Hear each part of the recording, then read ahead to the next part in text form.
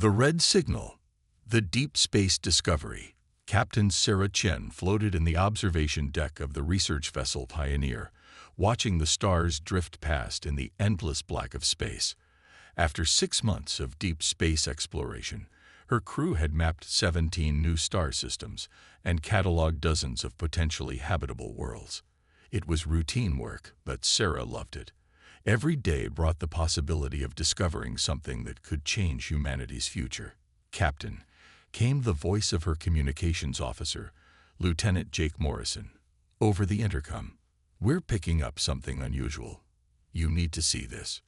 Sarah pushed off from the viewing port and glided through the ship's corridors toward the bridge. The Pioneer was one of Earth's newest deep space vessels, equipped with the most advanced sensors and exploration equipment humanity had ever built. If Jake thought something was unusual, it was worth investigating. The bridge buzzed with quiet activity as Sarah arrived. Her crew of 12 specialists worked at their stations, faces illuminated by the soft glow of their displays. Dr. Elena Vasquez, the ship's chief scientist, looked up from her console with excitement in her dark eyes. "Captain, we've detected an object approximately 2 million kilometers ahead," Elena reported.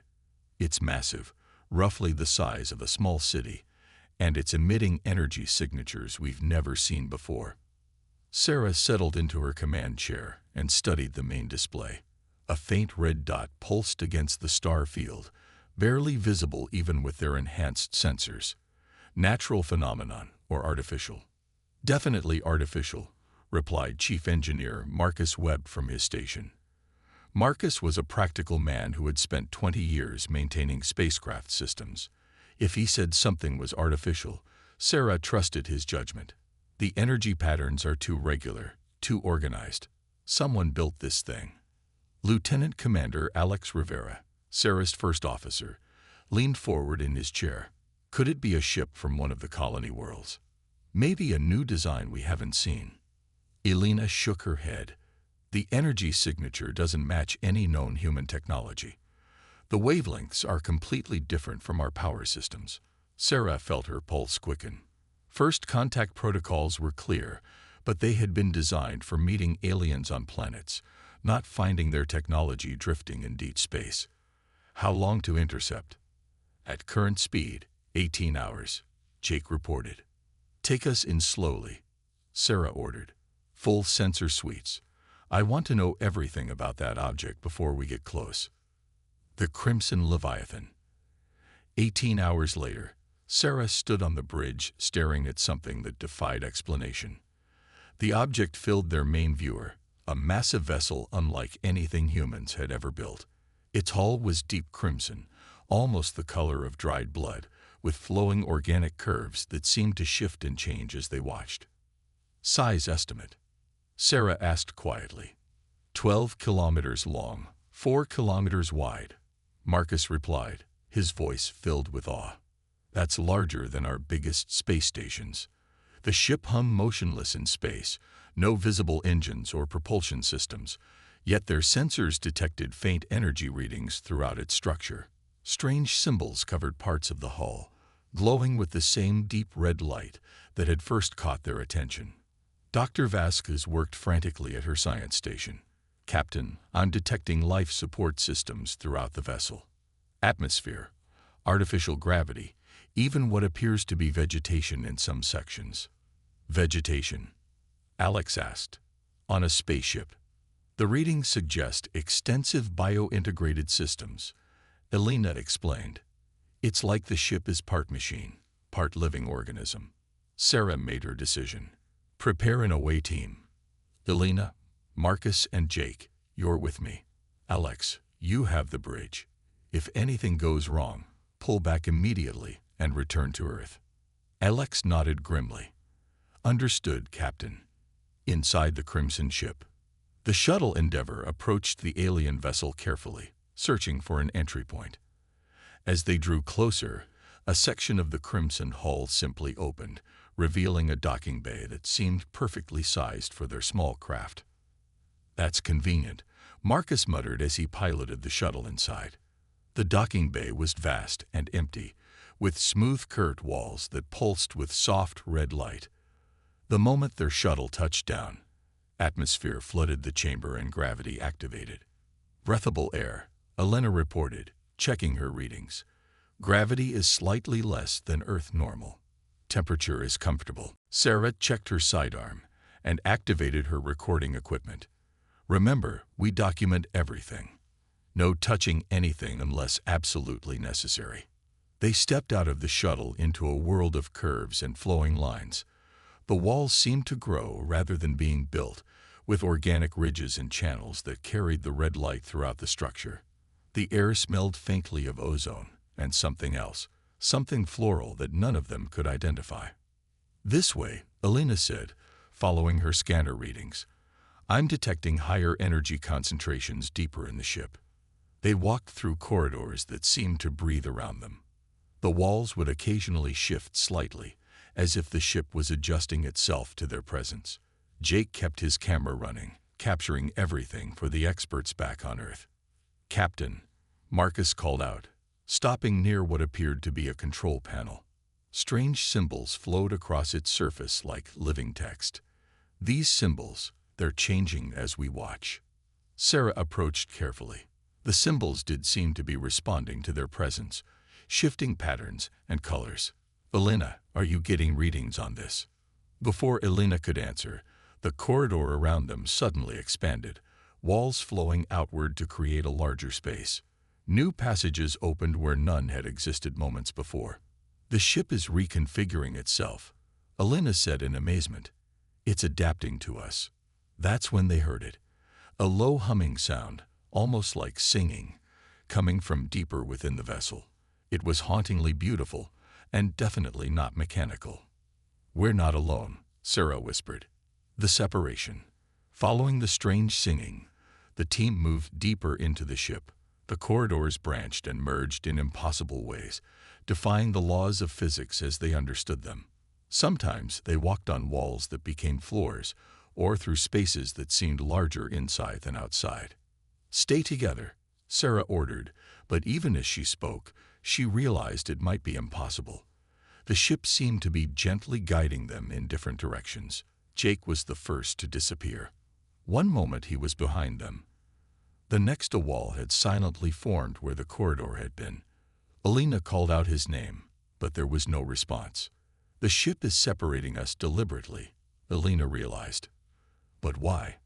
Before anyone could answer, the floor beneath Marcus became fluid, lowering him to a different level as the surface solidified again.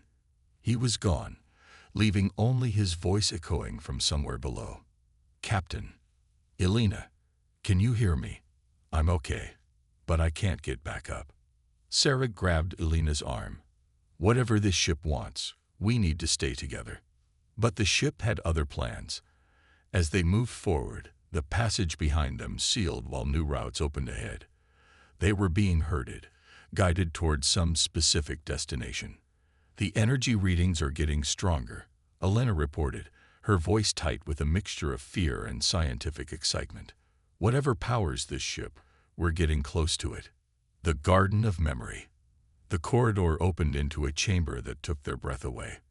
They stood at the edge of what could only be described as a garden, but unlike any garden on Earth. Crystalline trees reached toward a ceiling that showed the stars outside, while plants that seemed made of light itself swayed in an unfelt breeze. In the center of the garden stood a pool of liquid that reflected not their faces, but scenes of alien worlds, cities of impossible beauty, and creatures that moved with grace and intelligence. "It's showing us something," Elena whispered, approaching the pool carefully. The images change, showing the same beautiful worlds under attack. Massive dark shapes descended from space, consuming everything they touched. Cities crumbled, oceans boiled away, and the graceful beings flowed in terror. A record, Sarah realized. This is their history. The pool's surface rippled, and new images appeared. Ships like the one they were in, but hundreds of them, fleeing through space. The images showed their desperate journey, ship after ship falling silent until only a few remained. A voice spoke, not heard but somehow understood directly in their minds. It was ancient, sad, and filled with hope. "Welcome, young ones. We have waited so long for someone to find us." Sarah and Elena exchanged glances. First contact. This was actually happening. "Who are you?" Sarah asked aloud. The voice came again, warmer now. "We are the last of the Veil Empire. I am the curator, guardian of our final ship and keeper of our memory. You are human, are you not? We have watched your species from afar." "Watched us?" Elena asked. "How long have you known about humanity?" "Since your first steps into space, we saw potential in your kind, a strength that our people lacked." The pool showed new images, scenes of human history, wars and peace, destruction and creation, the chaotic beauty of human civilization. "Your people adapt, survive, overcome," the curator continued. "These are qualities we needed but never possessed. We followed logic, tradition, predictable patterns. It made us vulnerable." "Vulnerable to what?" Sarah asked, though she suspected she already knew. The pool darkened, showing something that made both women step back in horror. Massive entities that seemed to be made of living darkness, consuming not just matter but the very fabric of space itself. "The Devourers," the curator said, and even in their minds, the name carried weight of terror. "They came from beyond our galaxy, beings of pure hunger. They consume everything, entire star systems, and grow stronger with each feeding." "Are they?" Sarah swallowed hard. "Are they coming toward human space?" The pool showed a star map, with a dark stain spreading across it toward a small cluster of stars that Sarah recognized as human territory.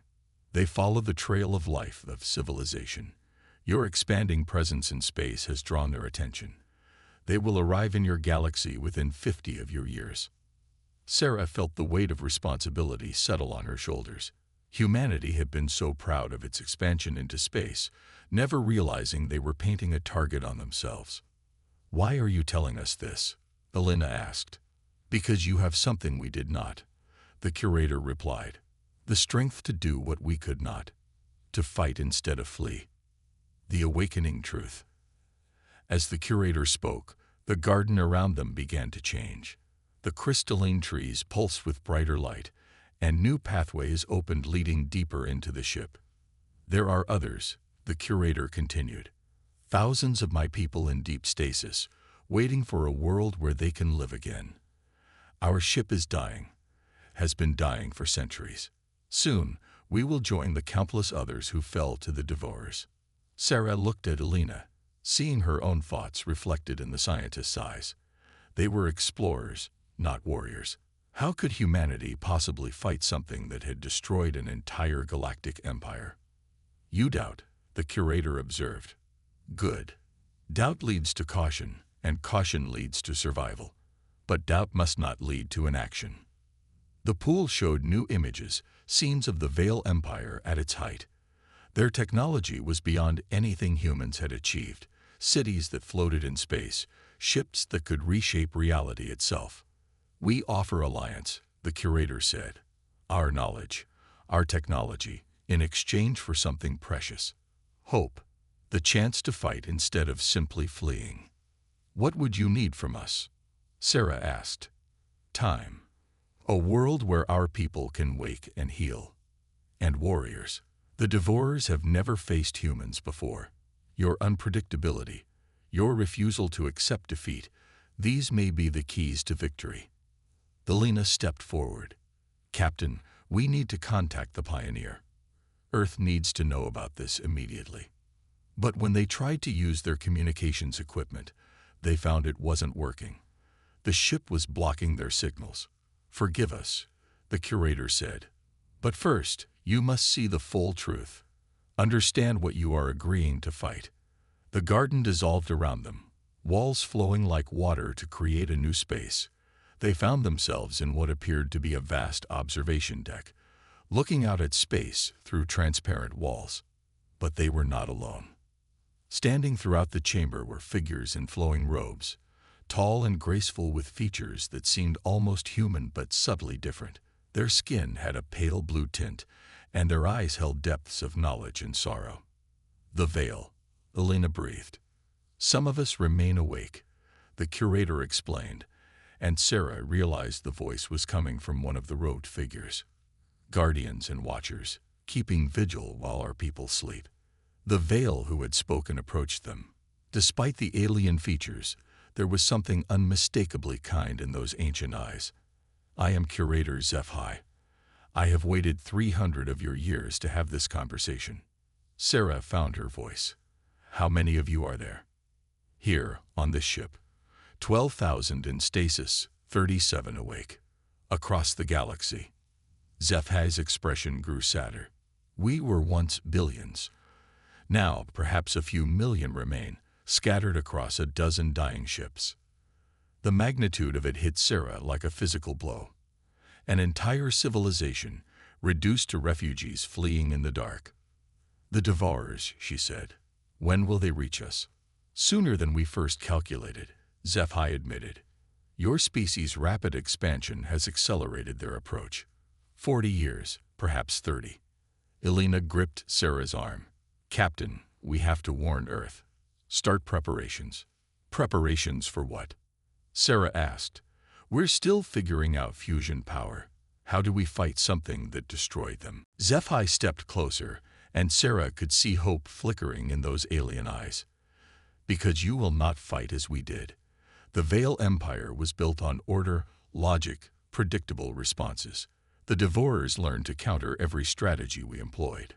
But humans," another Veil added, "approaching from the shadows. Humans are chaos given intelligence. You adapt, improvise, do the impossible because you don't know it's impossible." Sarah looked around at the assembled aliens, these refugees from a dead empire, and felt the weight of their hope settling on her shoulders.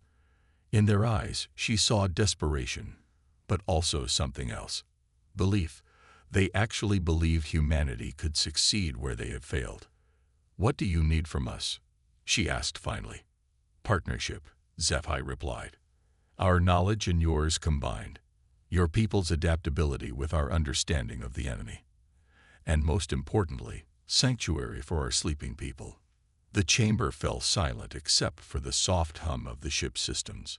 Sarah knew that her next words would change not just her life, but the course of human history. "We'll need to return to our ship," she said finally. "Contact Earth. This decision is too big for one captain to make." "Of course," HFY agreed.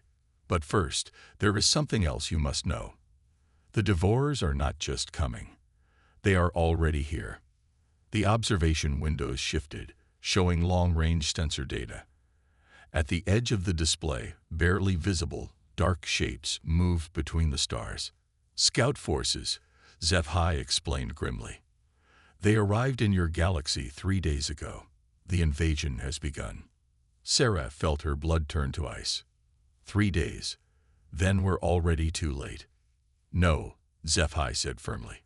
"This is when the real fight begins. And for the first time in 300 years, we have allies who might actually win." As if responding to his words, the ship around them began to change again, systems that had been dormant for centuries coming online. The Crimson Void was awakening, and with it, humanity's first real hope of survival. But Sarah couldn't shake the feeling that they were already running out of time. The Crimson Awakening. The emergency return. Captain Sarah Chen ran through the shifting corridors of the Veil ship, Elena Vasquez close behind her. The revelation that the Devourers were already in their galaxy had changed everything. Every minute they spent away from the Pioneer was time humanity didn't have. Curator HFY glided alongside them with inhuman grace, his flowing robes seeming to help him navigate the changing passages. "Your urgency is understandable, Captain Chen, but you must also understand our desperation. This is our last chance." "I get that," Sarah replied, breathing hard as they reached the docking bay where their shuttle waited. "But if Earth falls, it won't matter how desperate any of us are." They found Jake Morrison and Marcus Webb already at the shuttle, both men looking shaken but alive. Jake's camera equipment hung around his neck, still recording everything. "Captain," Marcus called out as they approached. This ship, it's incredible. The engineering alone could revolutionize everything we know about physics. Later, Marcus, Sarah said, climbing into the shuttle. Right now, we need to get back and warn Earth. HFY paused at the shuttle's entrance. Captain, I am coming with you. My people need to hear humanity's answer directly. Sarah hesitated. First contact protocols called for extensive quarantine and study procedures, but there wasn't time for protocols anymore. Can you survive in our environment? We are more alike than different, HFY assured her. Our peoples share common origins, long forgotten by both our species. As the shuttle detached from the Crimson ship, Sarah watched the massive vessel through the rear viewport. More Veil had gathered in the docking bay, their pale faces turned toward the small human craft, with expressions of hope and desperation. No pressure, Jake muttered, following her gaze. Desperate measures. The journey back to the Pioneer took 40 minutes, 40 minutes during which Elena worked frantically to compile their data, while Sarah tried to figure out how to explain the impossible to Earth Command. How did you tell an entire species that extinction was coming? Captain, came Alex Rivera's voice over the comm as they approached the Pioneer. We've been trying to reach you for hours. What's your status? Prepare for immediate departure, Alex. Set course for Earth, maximum burn. And ready the medical bay for a guest. A guest, Captain. Sarah looked at HFY, who had remained silent during the journey, his alien features calm despite the circumstances. We're bringing someone home with us. The Pioneer's crew stared in amazement as HFY stepped aboard their ship. Even prepared for his arrival, seeing an actual alien was overwhelming. The curator moved with fluid grace through their corridors, his presence both alien and somehow familiar. My people, HFY said softly, his voice carrying clearly through the ship's intercom system. I am Curator HFY of the Veil Empire. I come to you in friendship and with urgent warning. On the bridge, Sarah gathered her senior staff, while Elena prepared her initial report. The data from the Veil ship filled multiple storage units, enough information to keep Earth scientists busy for decades. Captain, Dr. Vask said, her voice tight with barely controlled excitement. The implications of this technology are staggering. Their power systems, their materials science, their understanding of space-time manipulation. We're looking at advancement that could take us centuries to develop on our own. Chief Engineer Webb nodded enthusiastically. If we can understand even a fraction of their systems, we could revolutionize space travel, energy production, everything. That's assuming we live long enough to use it, Sarah replied grimly. She activated the main display, showing the sensor data HFY had shared. The Devourers are already here. Scout forces entered our galaxy 3 days ago. The bridge fell silent. Communications Officer Jake Morrison looked up from his station, his face pale. Captain, I've been monitoring deep space frequencies. There have been reports of unusual gravitational anomalies near the outer colonies. Ships going missing. Sarah felt cold dread settle in her stomach. How many ships? 17 confirmed missing in the last 72 hours, all in the Outer Rim territories. HFY stepped forward, his alien features grave. It has begun. The scouts test your defenses, learn your capabilities. Soon, the main force will follow. First Officer Rivera leaned forward in his chair. How long do we have? Based on their previous patterns, HFY replied. 6 months to 2 years before the full invasion begins. But that assumes they follow their usual methodology. If they perceive humanity as a significant threat, they may accelerate their timeline. Or if they find us particularly appetizing. Elena added darkly. The race home. The Pioneer pushed its engines to the limit during the 3-week journey back to Earth. During that time, Elena and Marcus worked closely with HFY, learning as much as possible about Veil technology and the Devourer's capabilities. The news was both encouraging and terrifying.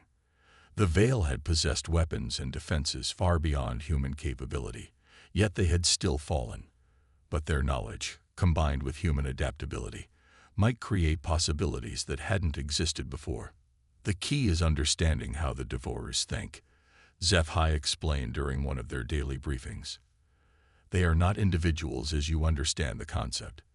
They are a collective consciousness, each unit sharing knowledge instantly with the whole. Like a hive mind? Alina asked. More complex than that. Imagine if every cell in your body could think independently but shared all thoughts with every other cell. That is the Devourer Collective.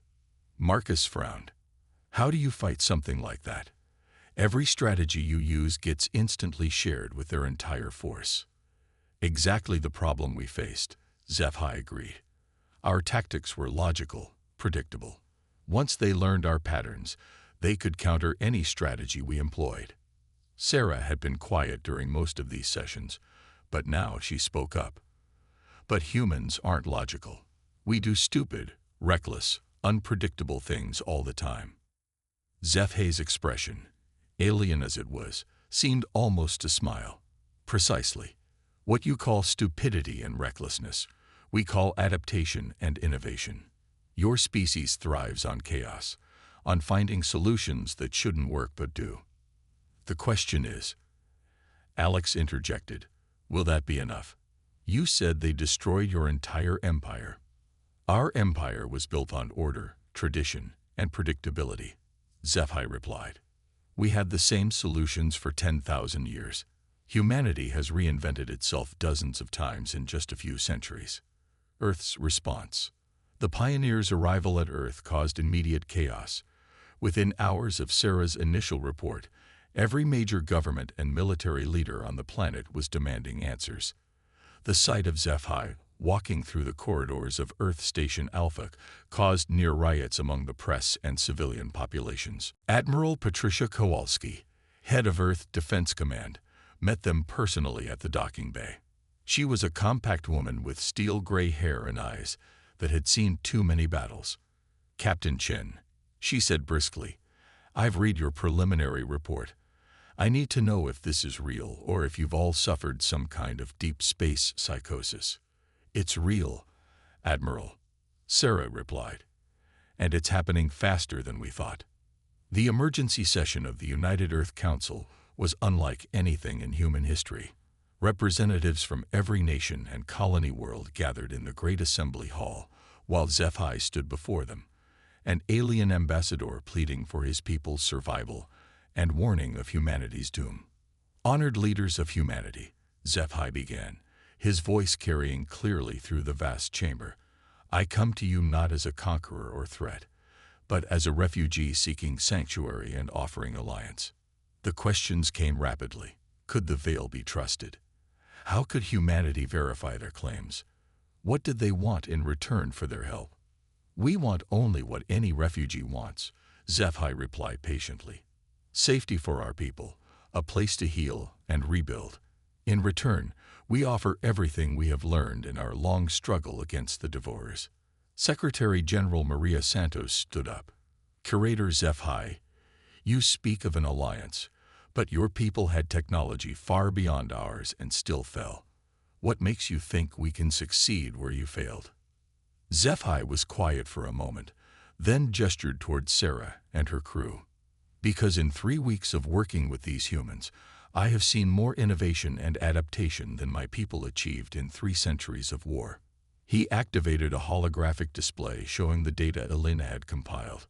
Dr. Vasquez took our gravitational manipulation technology and immediately began theorizing improvements. Engineer Webb saw our power systems and devised 3 different ways to integrate them with human technology. Captain Chen looked at our defensive strategies and found 17 tactical innovations we had never considered. The chamber erupted in surprised murmurs. Admiral Kowalski leaned forward. 17 innovations in 3 weeks. Humans think differently, HFY continued. Where we saw obstacles, they saw opportunities. Where we accepted limitations, they demanded alternatives. This is why I believe humanity can succeed. The impossible plan. The debate raged for 3 days. Some council members wanted to evacuate humanity to distant galaxies. Others argued for immediate military buildup. A few suggested surrender might be preferable to extinction. But it was Sarah who proposed the plan that would define humanity's response. "We don't run, and we don't just defend," she announced to the assembled council. "We do what humans do best. We adapt, we innovate, and we hit them where they don't expect it." She activated the main display, showing a tactical overview that had been developed with HFY's input. "The Devourers expect us to follow the same patterns as previous civilizations. Build up our defenses, wait for them to come to us. Fight a conventional war." "What are you suggesting instead?" Admiral Kowalski asked. "We take the fight to them," Sarah replied. "Fast, mobile strike forces using combined human and Veil technology. We hit their scouts before they can report back to the main force. We disrupt their intelligence gathering.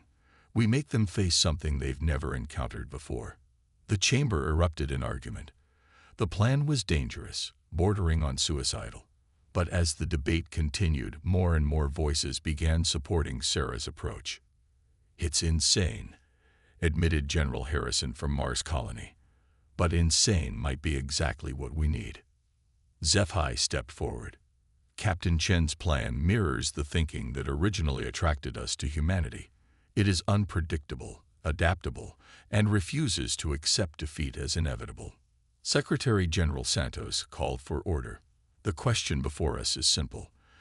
Do we have enough time to implement this plan?" Elena Vasquez stood up from the observer section. "With Veil technology and human engineering working together, we can retrofit existing ships in months instead of years. But we need to start immediately." The final vote was closer than Sarah had hoped, but humanity chose to fight. The Earth Defense Initiative was born, combining human forces with Veil refugees in a desperate alliance against extinction. The first strike. 6 months later, Sarah stood on the bridge of the Defiance, the first human Veil hybrid warship. The vessel combined the best of both technologies, with human adaptability allowing for improvements the Veil had never imagined. Beside her, HFY monitored sensor readings with the intensity of a being who had spent centuries fleeing the enemy they were now preparing to face. "Contact," reported Lieutenant Morrison from the communication station. "Devourer Scout Force, 12 units, heading toward the Centauri system." "All ships, form up," Sarah ordered. The small fleet of hybrid vessels moved into attack formation, their crews a mixture of human and Veil personnel working together, as no one had thought possible. The Devourers were massive dark shapes that seemed to absorb light itself. As they moved through space, reality warped around them, stars dimming in their presence. "They're beautiful," whispered Dr. Vasquez from her science station, "in a terrifying way." "Remember," HFY said calmly, "they are not evil as you understand it. They are hunger given form, consumption as a way of existence. To them, we are simply resources to be absorbed." Sarah activated the ship's weapon systems, feeling the hybrid technology respond to her commands with inhuman precision. "Then let's give them indigestion." The battle was unlike anything in human military history. The Devourers moved with liquid grace, their weapons tearing holes in space itself. But the human Veil ships darted between them like angry wasps, using tactics that had never been tried before, because no one had been crazy enough to think of them. "Hit and run pattern 7," Sarah ordered, and her small fleet scattered in all directions before converging on a single Devourer from impossible angles. The enemy adapted quickly, but not quickly enough. Human unpredictability combined with Veil technology created combinations the Devourers had never encountered. When the battle ended, 8 of the 12 Devourer scouts had been destroyed, with the remaining 4 retreating deeper into space. "We did it," Elena breathed, staring at the tactical display. "We actually hurt them." But HFY's expression was grave. This was only the beginning. The real test comes when the main force arrives. The New Alliance. 1 year after first contact, the joint human Veil fleet numbered over 300 ships. Veil refugees had awakened throughout the galaxy, their knowledge combining with human innovation to create technologies neither species could have achieved alone. "Sarah," Now Admiral Chen stood before a mixed crew of humans and Vale in the command center of New Terra Station, humanity's first joint orbital defense platform. The main Devourer force will arrive within the month, she announced to the assembled officers. We've bought ourselves time, but now comes the real fight. A young human lieutenant raised her hand. Admiral, what are our chances?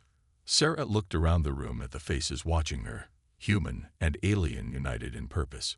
Honestly, according to every tactical analysis, we should have no chance at all. Murmurs of concern rippled through the room, but Sarah held up her hand.